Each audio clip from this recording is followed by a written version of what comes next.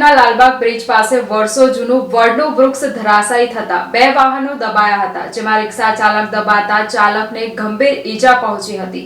Fire બ્રિગેડની team બનાવ સ્થળે દોડી આવી હતી, રેસ્ક્યુ કામગીરી હાથ ધરી હતી અને ઈજાગ્રસ્તનું રેસ્ક્યુ કરી 108 મારફતે સાજ હોસ્પિટલ ખાતે ખસેડવામાં આવ્યા હતા।